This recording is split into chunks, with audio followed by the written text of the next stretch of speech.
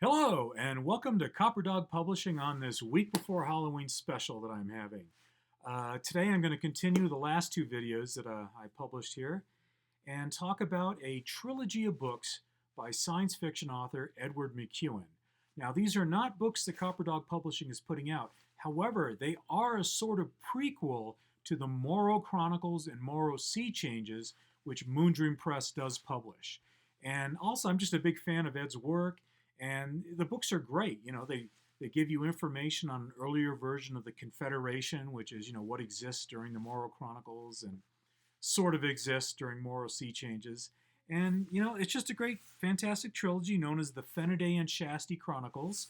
The last two videos I talked about the first two books in the series. And here I'm going to talk about the third and final book, Points of Departure by Edward McEwen. Another great space opera. And boy, have the stakes risen from the last two books. Let me just read the back here for you. Shasti and Fenaday Chronicles, Book 3. Robert Fenaday must drive the starship She, S-I-D-H-E, I think it's pronounced She, or Shay, across uncharted space to rescue his wife before war breaks out.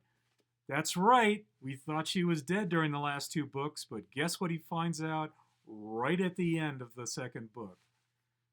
And this is, of course, when he's head over heels in love with Shasti, but he's also in love with his wife, who he thought was dead. So Ed's really putting these folks through the ringer.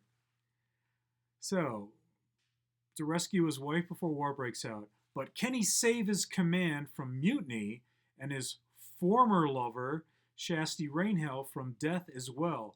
Or will he be forced to make an impossible choice? There's a number of impossible choices that Robert Fenaday has to make. And not just him, but those that feel compelled to follow him to hell and back.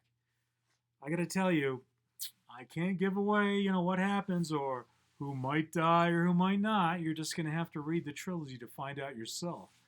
And some of it is scary. Not necessarily what you call a Halloween story, more a space adventure, romance, space opera.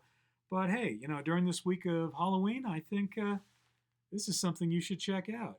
So take care. Points of Departure, Edward McEwen. We'll talk again.